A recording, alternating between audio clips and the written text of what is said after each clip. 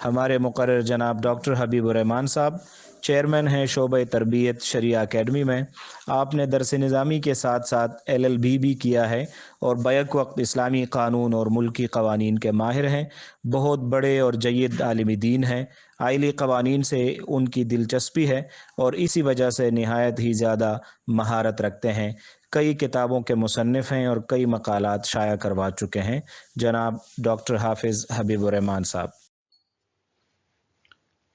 الحمد للہ رب العالمین والصلاة والسلام علی رسولہ الامین، اما بعد فاعوذ باللہ من الشیطان الرجیم، بسم اللہ الرحمن الرحیم۔ آج کا موضوع مسلم فیملی لاز آرڈیننس 1961 ہے۔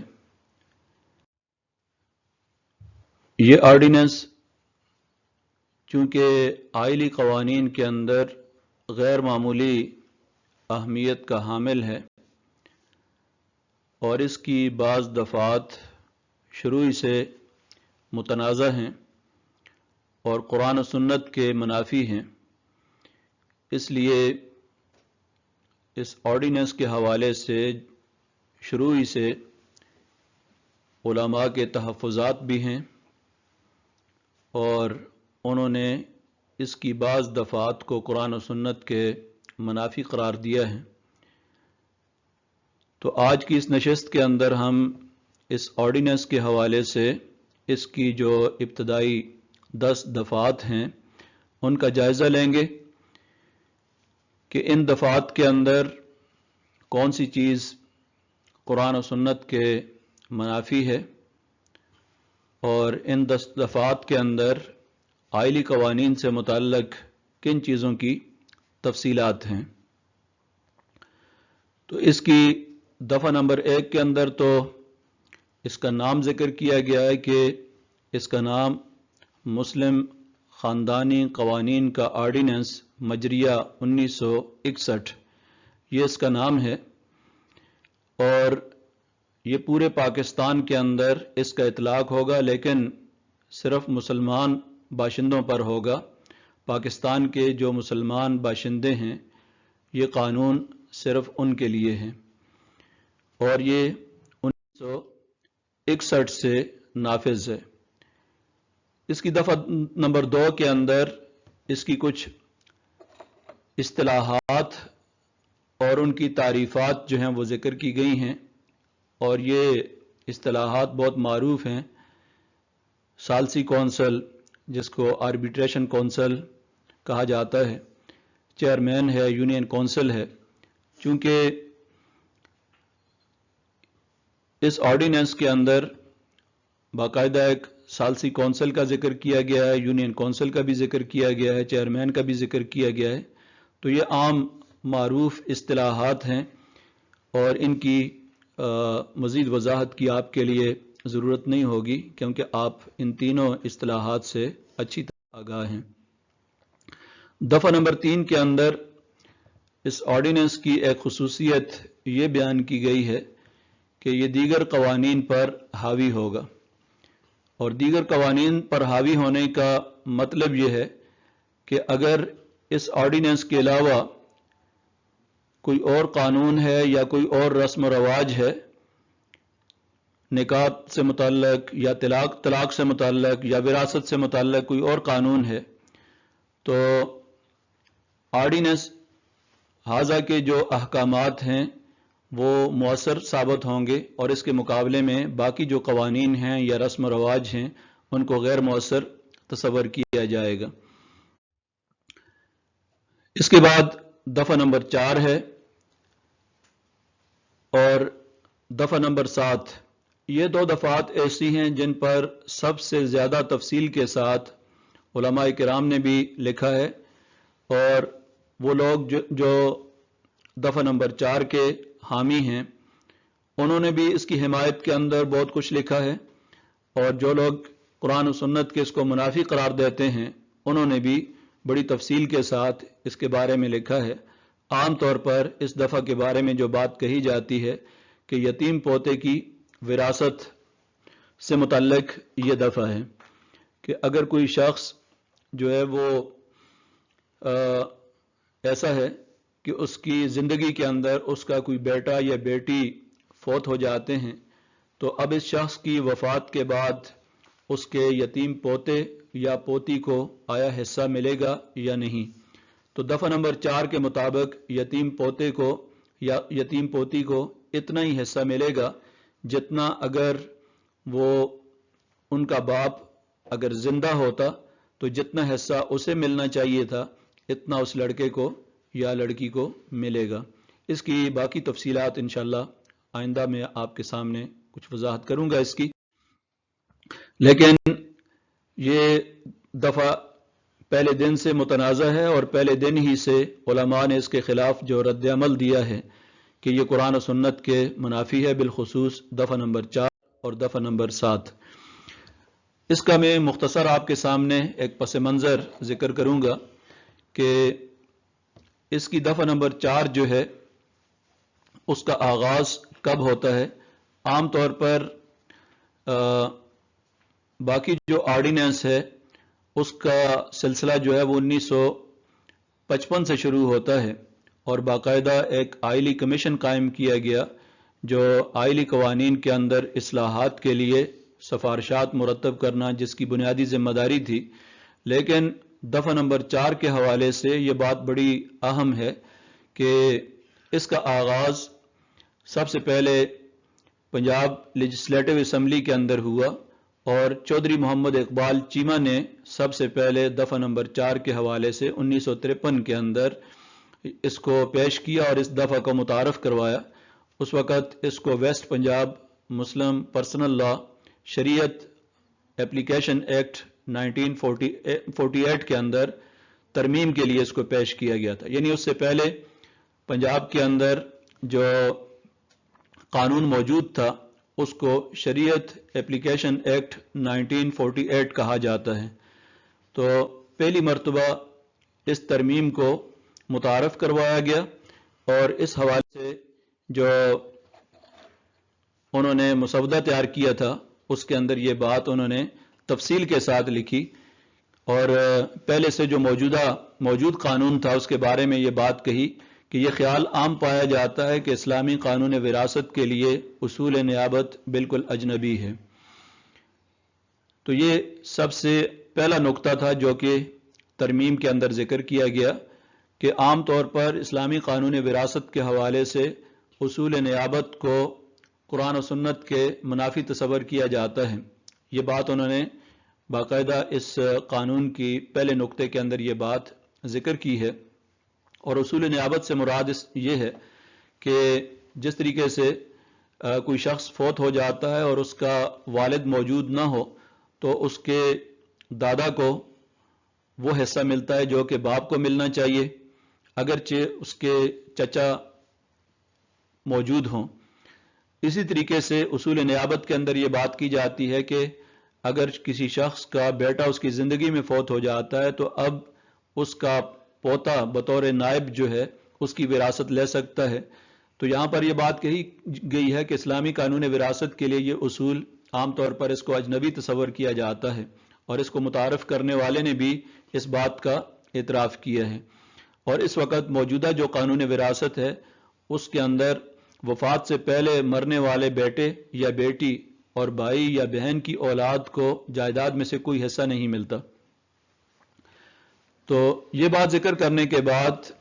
اس بل کے اندر جو اس کے دلائل دیے گئے اس کی پہلی دلیل یہ ذکر کی گئی کہ شریعت میں کوئی ایسی واضح ممانعت موجود نہیں ہے کہ اس صورت میں یتیم پوتا یا یتیم پوتی جو ہے وہ محروم ہوں گے اور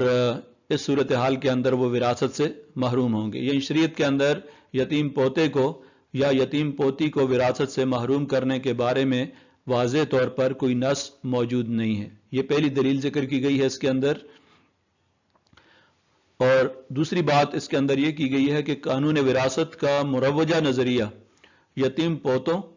پوتیوں، نواسوں، نواسیوں، بھتیجوں، بھانجوں وغیرہ کی زندگی کو بڑی اندوہناک بنا دیتا ہے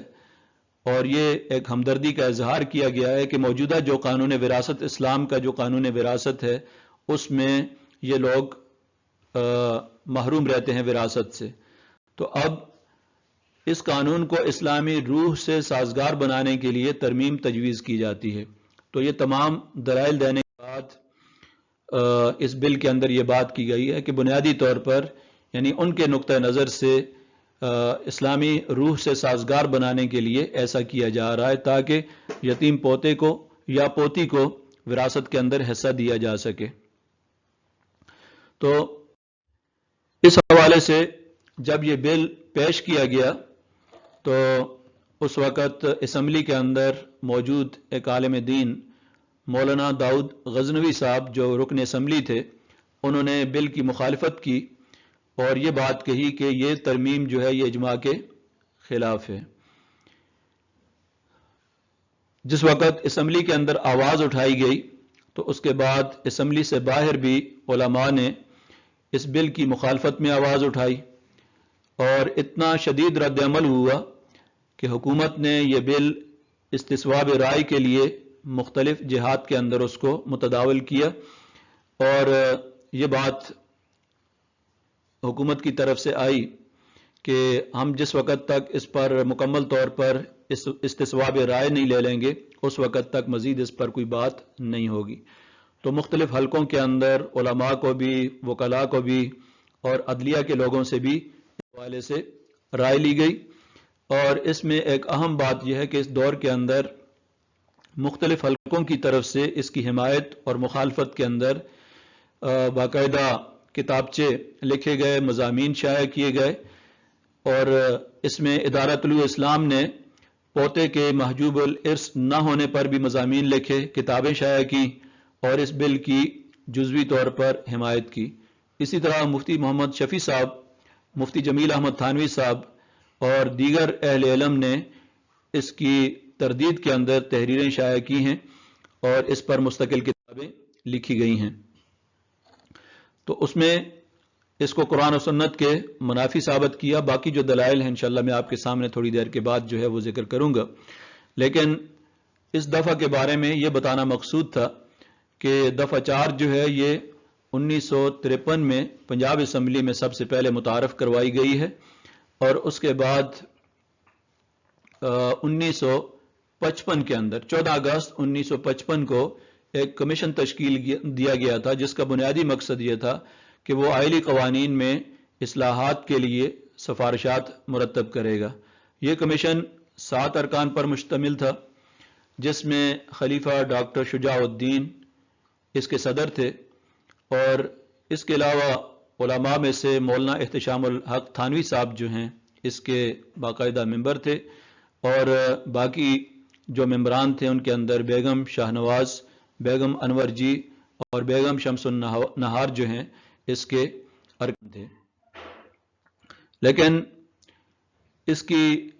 پہلی جو نشست تھی اس کے بعد خلیفہ شجاع الدین کا انتقال ہو گیا۔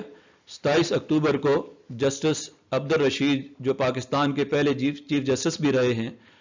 وہ اس کے سربراہ مقرر ہوئے اور انہی کی سربراہی کے اندر اس کمیشن کی سفارشات مرتب ہوئیں۔ یہی وجہ ہے کہ اس کمیشن کو بالعموم رشید کمیشن کہا جاتا ہے۔ تو اس کمیشن نے تفصیل کے ساتھ اپنی سفارشات مرتب کی اور مولانا احتشام الحق تھانوی صاحب نے اپنا الگ اختلافی نوٹ بھی لکھا، بالخصوص یتیم پوتے کی وراثت سے متعلق، یعنی دفعہ 4 کے اندر اور دفعہ 7 سے متعلق ان کا اختلافی نوٹ بھی ہے اور انہوں نے ان سے اختلاف کیا اور اپنا اختلافی نوٹ الگ سے لکھا۔ خلیفہ شجاع الدین کی وفات کے بعد 27 اکتوبر کو جسٹس عبد الرشید جو پاکستان کے پہلے چیف جسٹس تھے اس کے سربراہ مقرر ہوئے اور انہی کی سربراہی کے اندر اس کمیشن کی سفارشات بھی مرتب ہوئیں۔ تو سفارشات کے بعد جو ہے جس وقت اس کو عام کیا گیا تو اس کے بعد ایک مرتبہ پھر دینی حلقوں کے اندر اور علماء کرام نے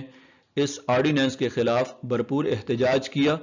اور اسے قرآن و سنت کے منافی قرار دیا، کیونکہ اس کے اندر بھی دفعہ 4 اور دفعہ 7 پر علماء کے تحفظات تھے اور اس پر انہوں نے اپنے تحفظات کا اظہار کیا۔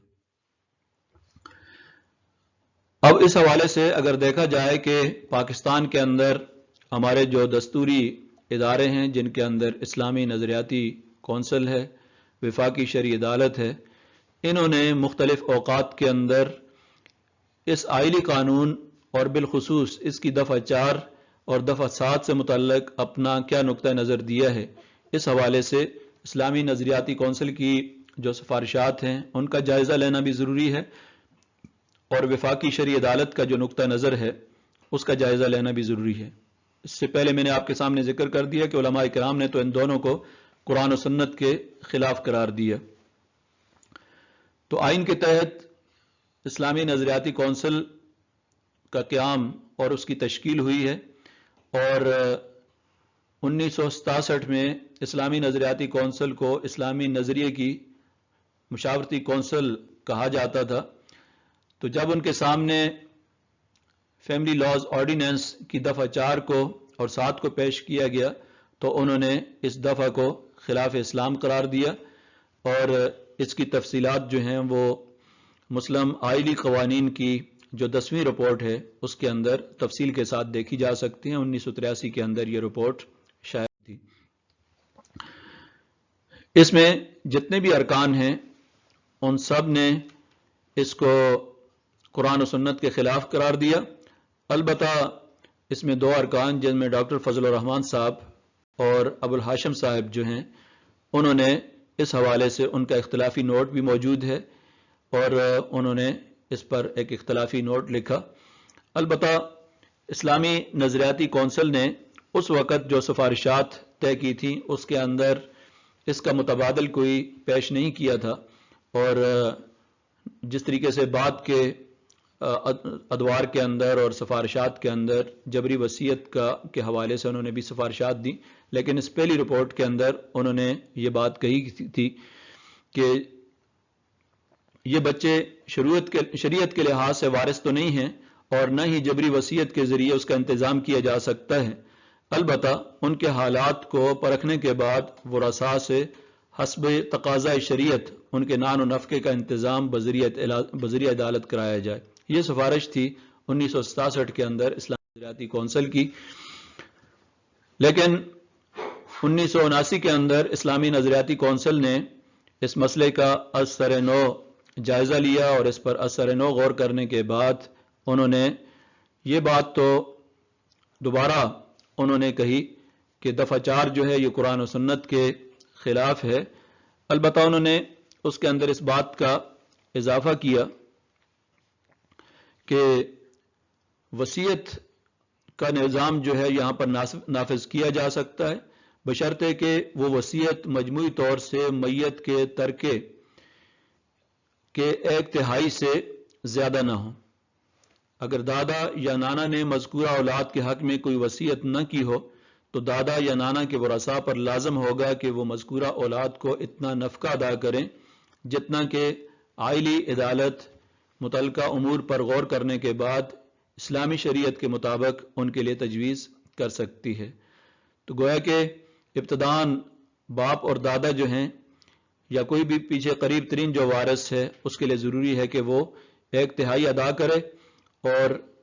اگر وہ نہیں کرتے تو بذریعہ عدالت بھی ایسا ممکن ہے، آئلی عدالت کے ذریعے بھی یہ حاصل کیا جا سکتا ہے۔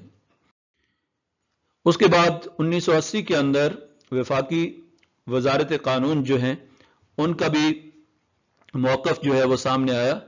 اور 1980 میں وفاقی وزارت قانون نے اس قانون کو اسلام کے روشن چہرے پر ایک بدنما سیاہ دبا اور ارتداد کی حد تک ملحدانہ قانون قرار دیا گیا ہے۔ یہ اسلامی نظریاتی کونسل کے نام وفاقی وزارت قانون کے مراسلہ نمبر 2282 جو 15 جنوری 1980 کو جاری کیا گیا تھا اس کے اندر یہ وضاحت موجود ہے۔ دفعہ 4 پشاور ہائی کورٹ میں بھی اس کو چیلنج کیا گیا کہ یہ قرآن و سنت کے خلاف ہے، تو 1989 میں پشاور ہائی کورٹ میں مقدمہ بعنوان فرشتہ بنام سرکار میں اس کی دفعہ 4 کو خلاف اسلام قرار دیا، اور پشاور ہائی کورٹ نے اسے منسوخ کرنے کا حکم دیا۔ اس میں واضح طور پر یہ بات کہی گئی تھی کہ یہ قرآن و سنت کے منافی ہے and it should be repealed, اور اس کو منسوخ کیا جانا چاہیے۔ حکومت نے پشاور ہائی کورٹ کے فیصلے کو اس کے دائرہ اختیار سے متجاوز قرار دیتے ہوئے شریعت اپیلنٹ بینچ کے سامنے اپیل کر کے اسے چیلنج کر دیا، یعنی سپریم کورٹ کے اپیلنٹ بینچ کے سامنے اس کو چیلنج کر دیا گیا، اور شریعت اپیلنٹ بینچ نے اسے پشاور ہائی کورٹ کے دائرہ اختیار سے متجاوز قرار دیا اور ہائی کورٹ کے اس فیصلے کو کالعدم قرار دیا۔ تو یہ فیصلہ پی ایل ڈی 1980 میں پشاور کی پی ایل ڈی جو ہے اس میں رپورٹ ہوا ہے صفحہ نمبر 47 پہ، اور اس میں بنیادی طور پر سپریم کورٹ نے جس چیز کو بنیاد بنایا ہے وہ یہ تھا کہ چونکہ جب یہ بینچ بنے تھے تو اس وقت اس بات کی صراحت کر دی گئی تھی کہ آئلی قوانین جو ہیں وہ اس کے دائرہ اختیار کے اندر نہیں آتے، تو اسی بنیاد پر سپریم کورٹ کے شریعت اپیلنٹ بینچ نے اس فیصلے کو کالعدم قرار دیا، یعنی اس کی وجہ میرٹ نہیں تھا کہ آیا یہ خلاف اسلام ہے یا خلاف اسلام نہیں ہے، اسے بنیاد نہیں بنایا گیا، بلکہ تکنیکی وجوہات کی بنیاد پر اس فیصلے کو پشاور ہائی کورٹ کے اس فیصلے کو کالعدم قرار دیا گیا۔ اس کے بعد جو ہے یہ معاملہ وفاقی شرعی عدالت کے اندر چلا گیا، اور وفاقی شرعی عدالت کے اندر اس کو چیلنج کیا گیا اور اس کو قرآن و سنت کے خلاف قرار دینے کی درخواست دائر کی گئی۔ تو 2000 میں فیڈرل شریعت کورٹ نے اپنے فیصلے میں اس کی دفعہ 4 کو خلاف اسلام اور دفعہ 7 کو ضمناً اسلام کے خلاف قرار دیا۔ وفاقی شرعی عدالت میں اس وقت اس کی حمایت کے اندر ڈاکٹر اسلم خاکی، عاصمہ جہانگیر، سعدیہ بخاری، راشدہ پٹیل نے یہ موقف اختیار کیا کہ کوئی قرآنی حکم یتیم پوتے کو وراثت سے محروم نہیں کرتا، اور اس سلسلے میں انہوں نے جو دلیل پیش کی کہ لفظ ولد جو ہے اس میں یتیم پوتا بھی شامل ہے، اور جس طرح ولد کے اندر بیٹا شامل ہے اسی طرح پوتا بھی شامل ہے، اور دوسری دلیل عام طور پر جو دی جاتی تھی کہ چونکہ یتیم پوتے کی وراثت جو ہے یہ اجماع کے خلاف ہے، تو ان لوگوں کی طرف سے یہ دلیل پیش کی گئی کہ اجماع میں حالات کے مطابق جو ہے وہ تبدیلی لائی جا سکتی ہے۔ تو عدالت نے فریقین کو سننے کے بعد وہ فریق جو کہ اس کی حمایت میں جس نے دلائل دیے اور جس نے اس کو قرآن و سنت کے منافی قرار دینے کی بات کی تھی، دونوں کے تفصیلی دلائل سننے کے بعد فیڈرل شریعت کورٹ نے اس کو خلاف اسلام قرار دیا۔ البتہ فیڈرل شریعت کورٹ نے جہاں اس کو خلاف اسلام قرار دیا وہاں پر اس کے لیے باقاعدہ ایک تاریخ مقرر کی کہ 31 مارچ تک جو ہے وہ حکومت کو وقت دیا جاتا ہے کہ وہ اس حوالے سے قانون سازی کرے، ورنہ اس کے بعد یہ دفعہ جو ہے خود بخود کالعدم ہو جائے گی۔ اور اس کا ایک متبادل حل بھی وفاقی شرعی عدالت کی طرف سے یہ دیا جائے کہ وصیت واجبہ کو لازم قرار دیا جائے، یعنی قانون سازی کرتے وقت جہاں یتیم پوتے کی وراثت کا ذکر ہے وہاں پر وصیت واجبہ کا قانون جو ہے اس کو لازمی قرار دیا جائے۔ تو عدالت نے وصیت واجبہ سے متعلق دلائل کا تفصیلی جائزہ لیا، اسلامی کونسل کی سفارشات کو بھی پیش نظر رکھا، اور دیگر اسلامی ممالک مثلا مصر، سوڈان، شام، اردن وغیرہ کے جو مدون قوانین تھے ان سے بھی استفادہ کیا۔ تو عدالت نے سورہ بقرہ کی آیت نمبر 180 میں جہاں وصیت کا ذکر کیا گیا ہے اس کو بنیاد بنا کر کہا کہ اس بات کو لازمی قرار دیا گیا ہے کہ جب کسی کی موت قریب آ جائے تو اپنے رشتہ داروں کے حق میں وصیت کرے، اور یہ حکم الزامی نوعیت کا ہے، یعنی ضروری ہے کہ وہ اپنے رشتہ داروں کے حق میں وصیت کرے۔ اس لیے عدالت نے وصیت واجبہ کے اصولوں کے مطابق قانون سازی کے لیے احکام صادر کیے۔ چونکہ اس حوالے سے مختلف مسلمان ممالک کے اندر پہلے ہی سے وصیت واجبہ کے حوالے سے قوانین موجود تھے، اور ان قوانین کی اپنی ایک تاریخ ہے کہ اگر اس کو دیکھا جائے تو مصر میں وصیت واجبہ سے متعلق 1946 کے اندر قانون سازی ہوئی، شام میں 1953 کے اندر قانون سازی ہوئی، اور تیونس کے اندر 1956 میں، مراکش میں 1958 میں، فلسطین میں 1962 کے اندر، کویت میں 1971 کے اندر، اور اردن کے جو آئلی قوانین ہیں ان میں 1976 میں وصیت واجبہ کا قانون نافذ ہوا، اور اس وقت سے ان ممالک کے اندر یہ قانون نافذ العمل ہے۔ تو اس سے یہ بات معلوم ہوتی ہے کہ عدالت نے ان قوانین کی جو شکل جن جن ممالک کے اندر موجود تھی ان سے بھی استفادہ کیا، اور جدید قوانین کی جو تاریخ ہے مختلف مسلمان ممالک کے اندر جو قوانین موجود ہیں ان سے بھی استفادہ کیا ہے، اور اس کی بنیاد پر وصیت واجبہ کا قانون جو ہے وہ ذکر کیا ہے، اور حکومت کو تجویز پیش کی ہے کہ اس حوالے سے قانون سازی کرے۔ تو یہاں پر ایک اہم بات یہ ہے کہ چونکہ 2000 میں یہ فیصلہ فیڈریل کورٹ نے کیا تھا، تو حکومت نے اس کے خلاف جو ہے وہ اپیل کے اندر سپریم کورٹ کے شریعت اپیلنٹ بینچ کے اندر چلی گئی، اور اس کے اندر جو مخالف فریق تھا وہ بھی چلا گیا۔ تو اس وقت سے لے کر اب تک یہ مقدمہ جو ہے سپریم کورٹ کے شریعت اپیلنٹ بینچ کے اندر زیر التوا میں ہے، اور اب تک اس پر کوئی سماعت نہیں ہو سکی، جس کا مطلب یہ ہے کہ اب تک یہ قانون ملک کے اندر نافذ العمل ہے، اور جب تک سپریم کورٹ کی طرف سے اس پر کوئی فیصلہ نہیں آ جاتا اس وقت تک ملک کے اندر ابھی تک دفعہ 4 جو ہے وہ نافذ ہے۔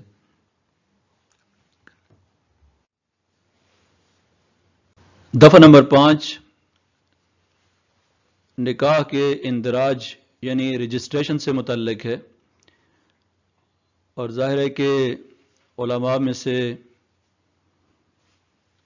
ہر فرد ہی نکاح کی رجسٹریشن سے ان کو واسطہ پیش آتا ہے، اور خاص طور پر اس دفعہ سے متعلق تو سب کو معلومات ہونی چاہیے۔ تو دفعہ نمبر 5 کے تحت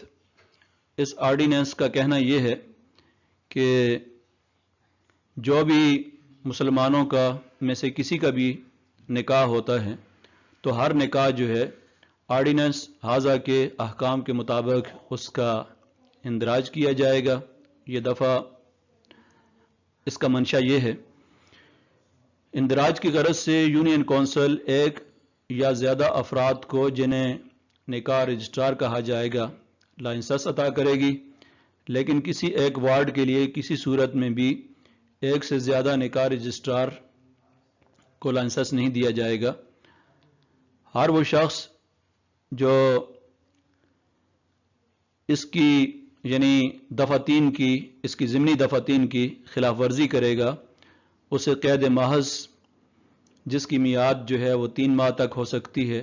یا جرمانہ کیا جا سکتا ہے، یا دونوں سزائیں دی جا سکتی ہیں۔ تو یہ دفعہ ایسی ہے جس کے اندر ایسا شخص جو کہ اس کی خلاف ورزی کرتا ہے اس کی باقاعدہ سزا بھی تجویز کی گئی ہے۔ دفعہ 6 میں اس بات کا تقاضا کیا گیا ہے کہ اگر کوئی شخص دوسری شادی کرنا چاہتا ہے یا تیسری شادی کرنا چاہتا ہے تو اس کے لیے ضروری یہ ہے کہ وہ ثالثی کونسل سے باقاعدہ تحریری اجازت لے گا، اور اس کے بعد جو ہے وہ دوسری شادی کر سکتا ہے۔ تو گویا کہ دوسری شادی کے حوالے سے ایک طریقہ کار وضع کیا گیا، اور اس کی کچھ حدود اور قیود جو ہیں ان کا تعین یہ کیا گیا ہے کہ کوئی شخص جو ہے وہ ثالثی کونسل کی پیشگی اجازت کے بغیر شادی نہیں کر سکتا، اور نہ ہی کسی ایسی شادی کا جو کہ ثالثی کونسل کی پیشگی تحریری اجازت کے بغیر کی گئی ہو اس کا اندراج ہو سکتا ہے۔ گویا کہ یہ ایک طرح کی اس کے اندر سزا بھی تجویز کی گئی ہے کہ اگر کوئی شخص ثالثی کونسل کے بغیر اس کی اجازت لیے بغیر شادی کر لیتا ہے دوسری، تو دفعہ 5 کے تحت جو ہے وہ اس کا اندراج نہیں کیا جا سکتا ہے۔ اور اسی طریقے سے اس کی سزا کی ایک دوسری شکل یہ رکھی گئی ہے کہ تنسیخ نکاح کے جو گراؤنڈز ہیں یا ان کی وجوہات ہیں، ان میں سے ایک تنسیخ نکاح کی وجہ یہ بات بھی بن سکتی ہے کہ اگر کسی آدمی نے ثالثی کونسل کی پیشگی اجازت کے بغیر دوسری شادی کر لی ہو تو اس کی پہلی بیوی عدالت کے اندر جا کر فسخ نکاح کے لیے درخواست دائر کر سکتی ہے، اور یہ نکاح اس علادگی کے لیے کافی وجہ بن سکتی ہے۔ تو اس طرح عدالت کو یہ اختیار حاصل ہے کہ اس کو بنیاد بنا کر وہ دونوں کے درمیان علادگی کر دے اور نکاح فسخ کر دے۔ یعنی پہلی بیوی کے ہوتے ہوئے دوسری شادی بھی اگر کوئی شخص جو ہے وہ اس کی خلاف ورزی کرتا ہے تو ایسی صورت میں اس کے لیے سزا تجویز کی گئی ہے۔ اس کے بعد دفعہ 7 ہے، جس کے اندر جو طلاق سے متعلق ہے، دفعہ 7 اور 8 ان دونوں کے اندر طلاق ہی کے بارے میں تفصیلات جو ہیں وہ ذکر کی گئی ہیں۔ تو یہ دفعہ سب سے زیادہ متنازع دفعہ ہے اور قرآن و سنت کے صریح احکام کے خلاف ہے، اس لیے کہ اس دفعہ کا تقاضا یہ ہے، اس کی ضمنی دفعہ 3 کے اندر یہ بات کہی گئی ہے کہ اگر کوئی شخص جو ہے وہ اپنی بیوی کو طلاق دیتا ہے تو طلاق دینے کے بعد، یعنی طلاق پروناؤنس کرنے کے بعد، نوٹس دینے کے بعد 90 دن سے پہلے متعلقہ جو ہے وہ بائن نہیں ہوتی، رجوع کر سکتا ہے۔ تو طلاق دینے کے بعد یونین کونسل کے چیئرمین کو نوٹس دینا بھی ضروری ہے، اور نوٹس دینے کے بعد 30 دن کے اندر اندر جو ہے وہ ثالثی کونسل جو ہے وہ مصالحت کے حوالے سے اپنا کردار ادا کرے گی، اور جب تک 90 دن نہیں گزر جاتے اس وقت تک اس کو طلاق بھی نہیں ہوتی۔ تو آپ علماء کرام ہیں، ظاہر ہے آپ طلاق کے مسائل کو بہت اچھی طرح جانتے ہیں کہ یہ قرآن و سنت کے بالکل صریح خلاف ہے۔ بیوی کو ایسے طہر میں طلاق دے دی جس میں مقاربت نہ کی ہو، اور 90 دن سے پہلے طلاق واپس لے لی، تو اس قانون کے مطابق یہ طلاق شمار نہیں ہوگی، جبکہ اسلامی قانون طلاق جو ہے اس کے مطابق طلاق اسی وقت واقع ہو جاتی ہے جس وقت کوئی شخص طلاق پروناؤنس کرتا ہے، طلاق کے الفاظ اپنی زبان سے ادا کرتا ہے، تو طلاق اسی وقت مؤثر ہو جاتی ہے۔ البتہ اس کے اندر تفصیلات ہیں کہ کون سی طلاق رجی ہے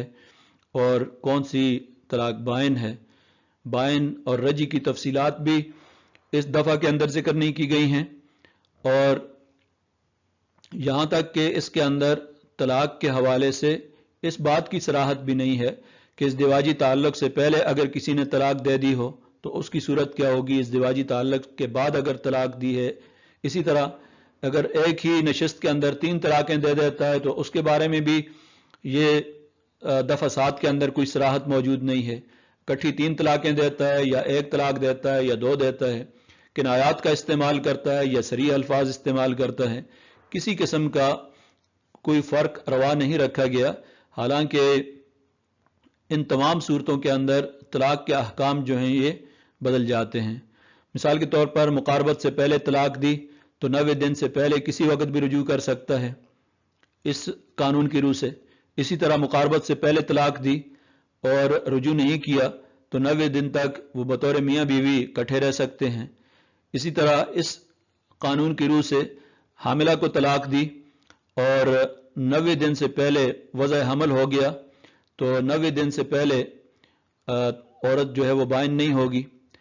ہر طلاق دینے کے بعد رجوع کر سکتا ہے، اور وہ ایسا لا تعداد مرتبہ کر سکتا ہے۔ اس قانون کے مطابق جو ہے کسی قسم کی کوئی قدغن اور پابندی نہیں ہے۔ اسی طرح 1 مرتبہ طلاق دی، 90 دن گزر گئے، طلاق مؤثر قرار پائی، دوسری مرتبہ طلاق دی، 90 دن گزرے، طلاق مؤثر قرار پائی، تیسری مرتبہ طلاق دی، 90 دن سے پہلے رجوع کر سکتا ہے۔ اس قانون کے مطابق یعنی دفعہ 7 کے مطابق یہ صورت ممکن ہے۔ اسی طرح یہاں پر طلاق پہلے ہے اور مصالحت کا ذکر بعد میں ہے، حالانکہ قرآن مجید کے اندر وَإِنْ خِفْتُمْ شِقَاقَ بَيْنِهِمَا فَبَعْثُوا حَكَمًا مِّنْ أَهْلِهِ وَحَكَمًا مِّنْ أَهْلِهَا، یہ تمام صورتحال اس وقت ہے جب کہ ابھی طلاق کی نوبت نہیں آئی ہے، یا طلاق ہو بھی چکی ہے لیکن طلاق رجعی ہے، تو اس صورت میں مصالحت کے لیے کوششیں کی جاتی ہیں تاکہ دونوں کے درمیان دوبارہ کوئی نباہ کی صورت ممکن ہو سکے۔ تو پہلا نقطہ اس کے اندر یہ معلوم ہوتا ہے کہ اس کے اندر مصالحت کا سلسلہ بعد میں اور طلاق پہلے ہے۔ طلاق کی کوئی بھی صورت ہو، طلاق مغلظ بھی ہو جائے تو مصالحت بعد میں کرانے کی بات کی گئی ہے، جو کہ قرآن و سنت کے صریح خلاف ہے۔ اسی طرح اس میں یہ بات کہی گئی ہے کہ طلاق صرف پروناؤنس کرنے سے مؤثر نہیں ہوتی، بلکہ اس کے لیے چیئرمین کو نوٹس دینا بھی ضروری ہے، اس کے بغیر وہ مؤثر نہیں ہوگی۔ پھر 90 دن کا گزرنا یہ بھی ضروری ہے، اس کے بغیر مؤثر نہیں ہوگی، یہ چیز بھی قرآن و سنت کے خلاف ہے۔ طلاق اس صورت میں مؤثر ہوگی جب طلاق پروناؤنس کرنے کے بعد اس کا نوٹس چیئرمین کو دے، اور نوٹس دیے جانے کے بعد 90 دن گزر جائیں۔ تو یہ بڑی اہم بات ہے اور یہ قرآن و سنت کے صریح خلاف ہے۔ 90 دن گزرنے سے پہلے اگر طلاق واپس لے لی ہے تو طلاق مؤثر نہیں ہوگی۔ بیوی کو طلاق دی اور چیئرمین کو نوٹس نہ دیا تو اس صورت میں اس شخص کو سزا بھی ملے گی، جب تک اس قانون کی روح سے 3 مرتبہ طلاق مؤثر نہ ہو۔ طلاق یافتہ بیوی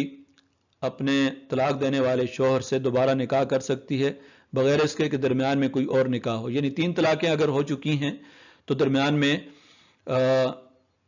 کسی اور کے ساتھ نکاح کی ضرورت نہیں ہے، جس کا ذکر قرآن مجید کے اندر کیا گیا حتیٰ تنکح زوجا غیرہ، کہ 3 طلاقیں ہو جاتی ہیں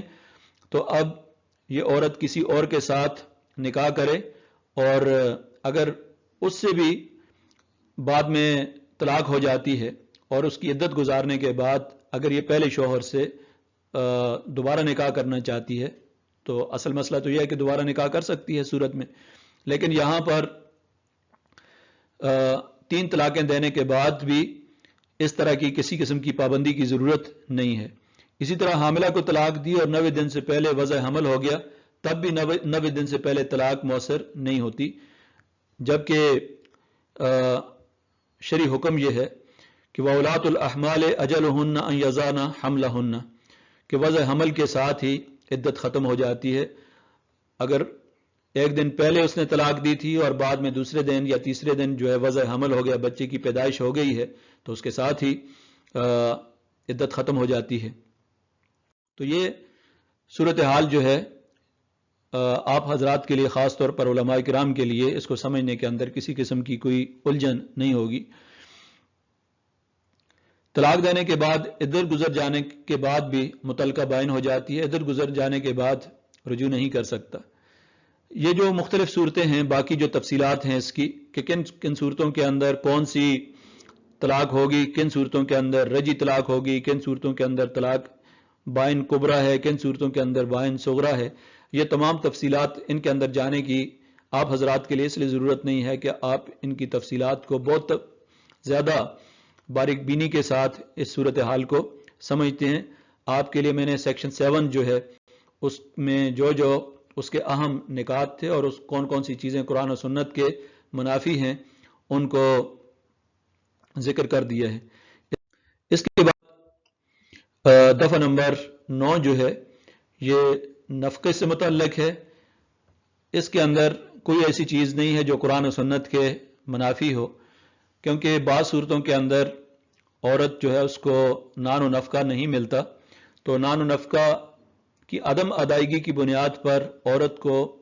یہ حق جو ہے وہ دیا گیا ہے کہ وہ عدالت کی طرف رجوع کرے، اور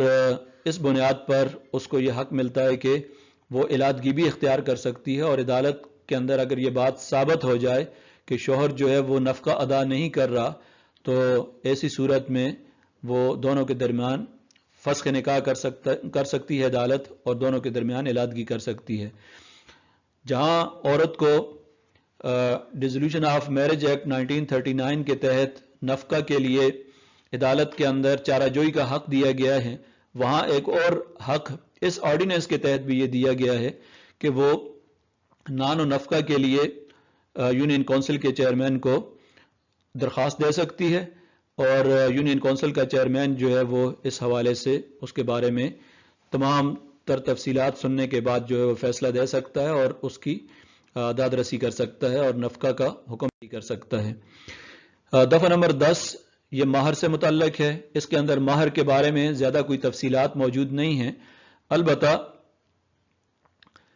صرف اس کے اندر اتنی وضاحت کی گئی ہے کہ اگر معاہدہ نکاح میں یہ نہ بتایا گیا ہو کہ مہر معجل ہے یا مؤجل ہے تو اسے عند طلب سمجھا جائے گا۔ باقی مہر کے بارے میں کہ مہر کی کوئی کم سے کم مقدار یا زیادہ سے زیادہ مہر کے حوالے سے مقدار، اسی طرح مہر مثل کے حوالے سے یا مہر کی جو دوسری صورتیں ہو سکتی ہیں، تفصیلات کے مہر اگر مقرر نہیں کیا تو اس صورت میں کیا قانون ہے، اور مہر مقرر کیا ہے تو بعد میں کسی کی وفات ہو جاتی ہے، طلاق ہو جاتی ہے، تو ان صورتوں میں تفصیلی احکام کیا ہیں، اس دفعہ کے اندر اس بارے میں کسی قسم کی کوئی تفصیل نہیں ہے۔ البتہ یہ دفعہ قرآن و سنت کے منافی نہیں ہے، چونکہ ہم نے اس آرڈیننس کے اندر زیادہ تر اس بات کا جائزہ لینا تھا کہ کون سی دفعات جو ہیں وہ قرآن و سنت کے منافی ہیں اور کون سی قرآن و سنت کے منافی نہیں ہیں۔ تو اس تفصیل سے آپ کے علم میں یہ بات آ گئی کہ دفعہ نمبر 4 اور دفعہ نمبر 7 جو ہے یہ قرآن و سنت کے منافی ہے، اور باقی دفعات کا بھی فیڈرل شریعت کورٹ کے اندر بھی اور اسلامی نظریاتی کونسل میں بھی تفصیلی جائزہ لیا گیا ہے۔ باقی دفعات کے اندر کوئی چیز ایسی نہیں ہے جو قرآن و سنت کے منافی ہو۔ وآخر دعوانا الحمدللہ رب العالمین۔